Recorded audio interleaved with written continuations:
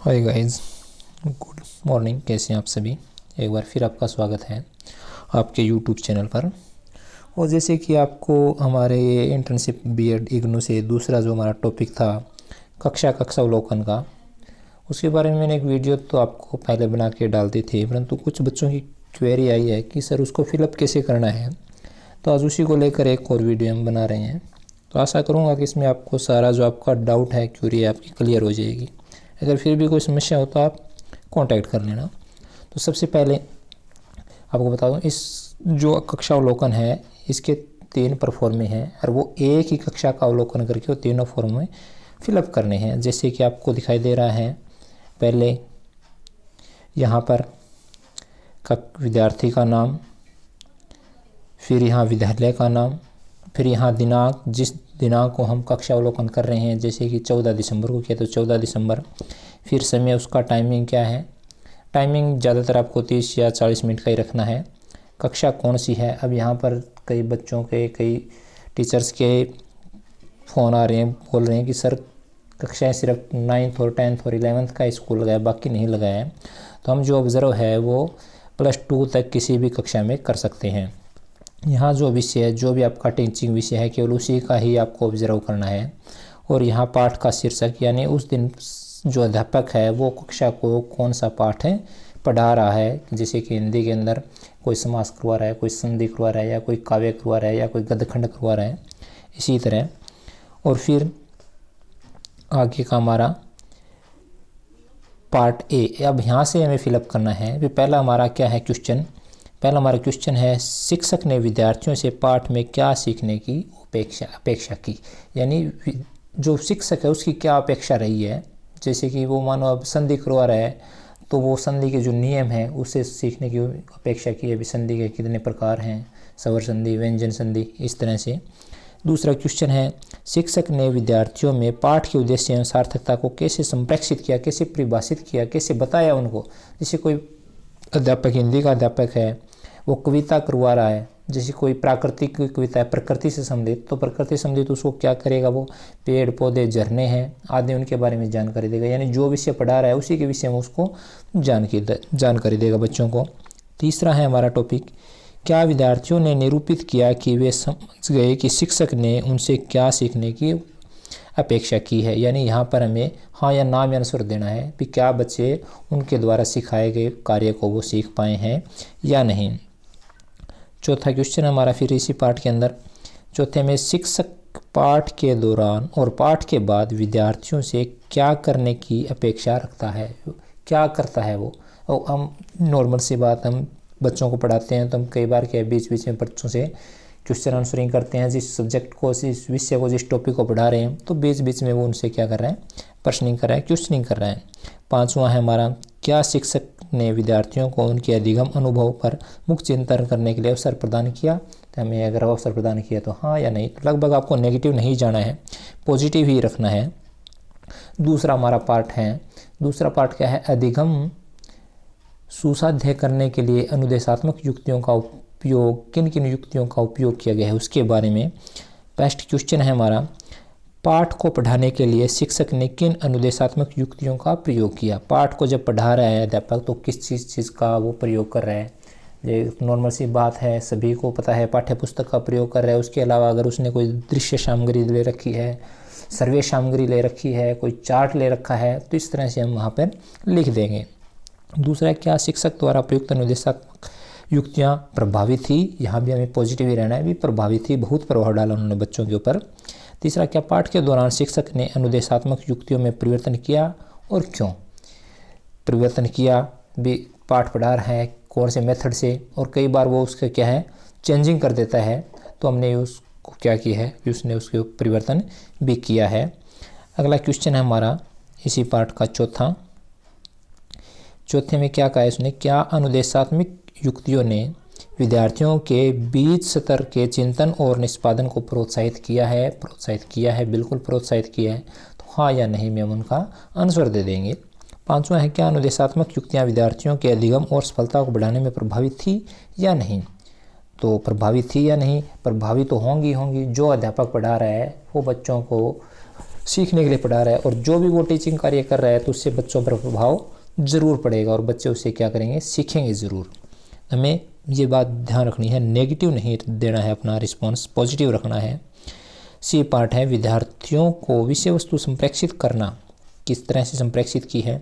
क्या पहला क्वेश्चन जो हमारा, पाठ की विषय वस्तु क्या थी, जो पाठ हमने पढ़ाया है। जैसे कि मैंने क्या कहा था भी, कोई कविता पढ़ाई गई है प्रकृति से संबंधित, तो वहाँ पर उसका लेखक है या लेखिका।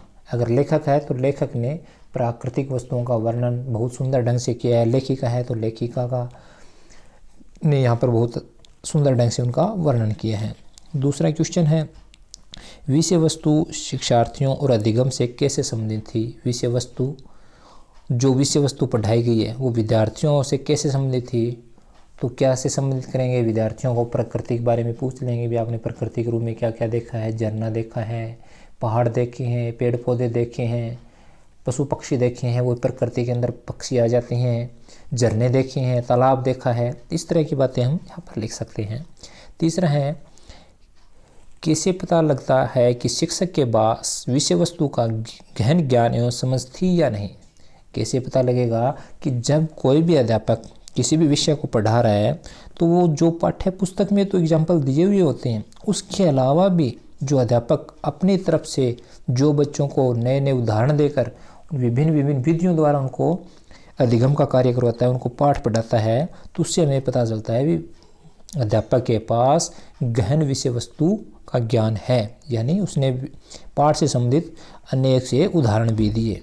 चौथा है हमारा क्वेश्चन इस पाठ का, यदि विषय वस्तु में त्रुटियां थी तो क्या शिक्षक ने उन्हें जाना और दूर किया। त्रुटियां थी तो उसको दूर किया, तो हाँ में आंसर देना है। अगर त्रुटियां नहीं थी तो हम लिख देंगे विषय वस्तु में किसी प्रकार की त्रुटि नहीं थी।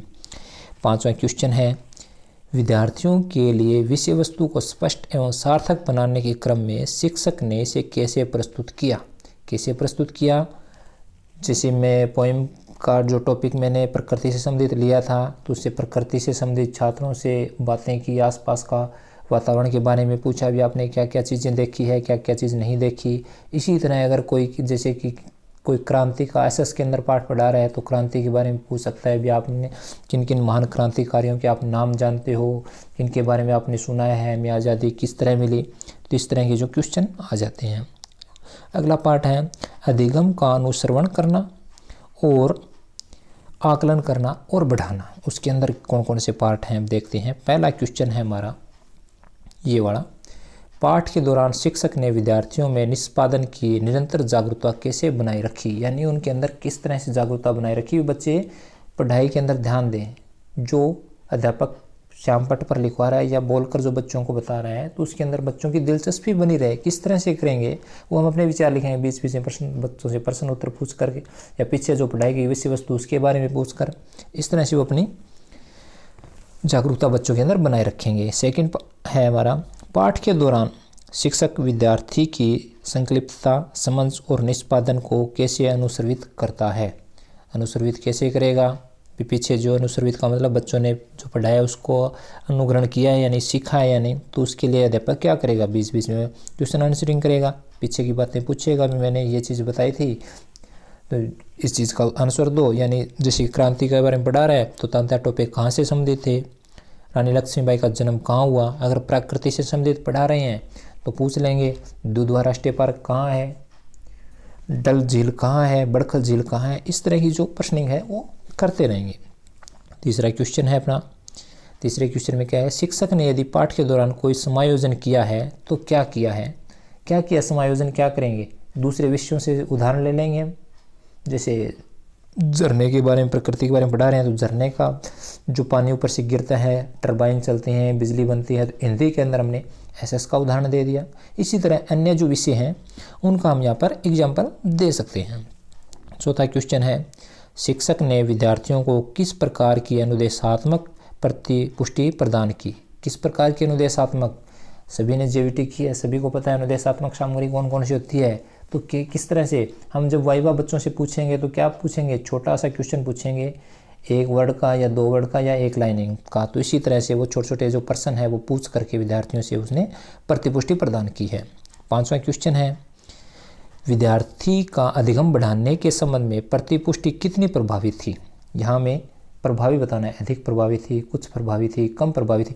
आपको नेगेटिव नहीं रखना है, प्रभावी कम तो लिखना ही नहीं है हमें, प्रभावी थी, अत्यधिक प्रभावी थी, बहुत प्रभावी थी, संतोषजनक थी, इस तरह से हमें इसकी आंसरिंग देनी है। अब हमारा अगला पार्ट आ गया है अधिगम को प्रोत्साहित करने वाला वातावरण बनाए रखना। किस तरह से अध्यापक ने कक्ष के अंदर अधिगम को बढ़ाने के लिए कैसा वातावरण बनाया है। तो पहला क्वेश्चन है कक्ष के भौतिक वातावरण का वर्णन करें। कक्ष का भौतिक अंदर का वातावरण क्या था, बहुत ही शांत था, बच्चे ध्यान लगाकर पढ़ रहे थे, अधिगम में रुचि ले रहे थे, इस तरह से। दूसरा क्या है, दूसरा प्रश्न है क्या शिक्षक ने अधिगम वातावरण में मौजूद व्यवधानों को व्यवस्थित किया और कैसे। व्यवधान जो आए थे, अब यहाँ पर कोई भी व्यवधान है, जैसे कोई बच्चा बीच में बोल पड़ा, कोई बच्चा शरारती है, इस तरह के अगर व्यवधान आते हैं तो हम यहाँ लिख देंगे। और किस तरह से उसको दूर किया, बच्चे को समझाया, उसको टॉपिक के बारे में ज्ञान दिया, उसको अन्य एग्जाम्पल दिए। तीसरा क्वेश्चन है कक्ष वातावरण कैसा था। अब यहाँ एक चीज़ है भयमुक्त या भय रहित। भयमुक्त नहीं लिखना है हमें, हमेशा हमें भय से रहित छात्र के संबंधित लिखना है हमें, क्योंकि आज की जो स्टडी है वो छात्र को केंद्रित बना करके स्टडी दी जा रही है। आज की जो पाठ्यक्रम की विषय वस्तु वो छात्र को केंद्रित है, तो इसलिए कक्ष का वातावरण हमेशा भय से रहित ही होना चाहिए। चौथा क्वेश्चन है हमारा किस तरह से शिक्षक ने विद्यार्थियों के कौतूहल को सुसाध्य किया। कौतूहल का मतलब बच्चों की जिज्ञासा क्या थी, बच्चों की जिज्ञासा थी, कोई एक चीज़ बढ़ा रहा था उसी के बारे में पूछना, तो उसकी जो जिज्ञासा हो कैसे उसको समाधान किया। तो हम उनके जो जिज्ञासा थी उनका बच्चों ने जो प्रश्न किया उसका हमने आंसर दिया, उससे उनकी जिज्ञासा शांत हो गई। पांचवा क्वेश्चन है सीखने, सहयोग और टोली कार्य बढ़ाने के लिए शिक्षक ने विद्यार्थियों में किस तरह से रुचि को बढ़ाया। किस तरह से रुचि को बढ़ाया। अब यहाँ टोली में कार्य करना है तो इसका मतलब सामूहिक कार्य करना है। सामूहिक कार्य करने के लिए क्या करेगा अध्यापक, सामूहिक गतिविधियाँ करवाएगा। किसी भी तरह की सामूहिक गतिविधि होगी तो उसके अंदर बच्चों के अंदर क्या होगा, सहयोग की भावना होगी, टोली बनाकर कार्य किया जाएगा। तो किसी भी तरह का कोई भी कार्य है अध्यापक बच्चों को सामूहिक गतिविधियों के रूप में दे सकता है। जैसे कक्षा के अंदर 20 बच्चे हैं तो 5-5 की उन्होंने एक टोली बना दी, एक टोली को कौन सा विषय टॉपिक दे दिया, दूसरी को कौन सा दे दिया, तीसरी को कौन सा दे दिया, इस तरह से उनका कार्य करवा सकता है। हमारा अगला पार्ट आ जाता है कक्षा प्रबंधन। कक्षा प्रबंधन कैसा रहा। पहला क्वेश्चन है कक्ष में विद्यार्थियों के आचरण को लेकर शिक्षकों की क्या अपेक्षाएं थी। शिक्षक क्या अपेक्षा करेगा, शिक्षक यही अपेक्षा करेगा कि जो मैं अधिगम का कार्य करवा रहा हूँ उसे बच्चे रुचि के साथ पढ़ें, अध्ययन करें, मनन करें और अध्यापन में रुचि लें। यही शिक्षक की बच्चों से अपेक्षाएं होती है। सेकंड क्वेश्चन विद्यार्थियों ने कैसे निरूपित किया कि वे उन तरीकों को समझ गए जिनकी उनसे अपेक्षा थी। तो विद्यार्थियों ने कैसे निरूपित किया, कैसे दर्शाया भी हम वो चीज़ सीख चुके हैं तो वो कैसे दर्शाएंगे, प्रश्न पूछकर या उसकी जो टॉपिक पढ़ाए उसके बारे में अध्यापक को बता करके बता देंगे वो अपना भी हमने ये जो आपने जो टॉपिक पढ़ाए हैं ये हम सीख लिया, हमने सीख चुके हैं। थर्ड क्वेश्चन है विद्यार्थियों ने के अनुपयुक्त व्यवहार को शिक्षक ने कैसे दूर किया। ये कोई भी विद्यार्थी है, ये तो मान लेते हैं भी सभी कक्षा के अंदर शांत वातावरण वाले अनुशासन के साथ पढ़ने वाले बच्चे नहीं होते, एक दो शरारती होते हैं, तो उनको कैसे दूर किया। उनके जीवन से संबंधित अनेक उदाहरण दिए। जो अनुशासनहीनता दिखाता है उसको बताया भी अनुशासनहीनता के क्या अवगुण है, क्या हानियाँ हैं, अगर आप पढ़ोगे तो आपके क्या लाभ हैं, इस तरह की बातें दे सकते हैं। चौथा क्वेश्चन है अनुदेशात्मक समय का अधिकतम उपयोग शिक्षक ने कैसे किया। कैसे किया अनुदेशात्मक समय का, यानी जो विषय वस्तु पढ़ा रहे थे उसका उसने कैसे किया। तो बच्चों को क्या किया, उसने रुचिपूर्ण प्रस्तुति दी, भिन्न भिन्न विधियों से उन्होंने अपने अधिगम को सुचारू रूप से बढ़ाया। उसके अंदर सर्वे साधन उसने प्रयोग किए, दृश्य साधन उसने प्रयोग किए, जिससे बच्चों की क्या हुई, अधिगम के अंदर रुचि बनी रहे। पांचवा क्वेश्चन है अपना गतिविधियों एवं कक्षाओं के बीच शिक्षक ने समय प्रबंधन कैसे किया।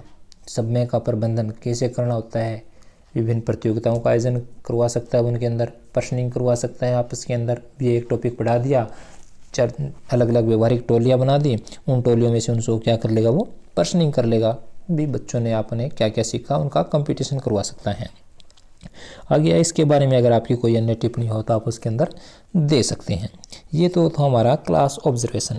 अब इसके बाद हमें एक और परफॉर्मा लगाना है। परफॉर्मा मैं दिखाता हूँ आपको।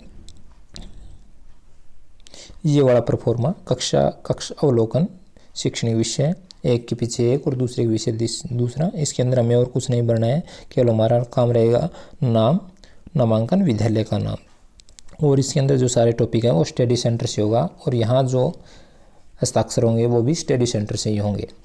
एक परफॉर्मा और है, वो कौन सा है, वो आपको केवल एक फिलअप करना है, वो भी मैं बता देता हूँ।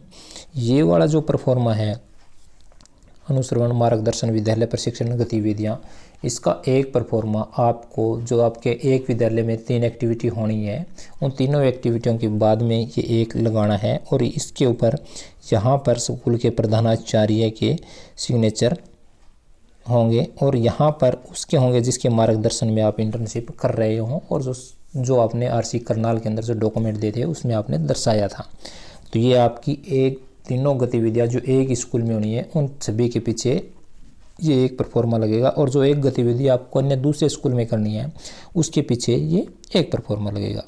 तो आशा करता हूँ कि आज में आपके इस वीडियो में डाउट क्लियर हो गए होंगे। अगर फिर भी कोई डाउट है तो आप मुझे कांटेक्ट कर सकते हैं। मेरा कांटेक्ट नंबर आपको पता ही होगा, अगर नहीं है तो मैं दर्शा देता हूँ, 8708842674। तो आज के लिए इतना ही। Thanks, have a nice day.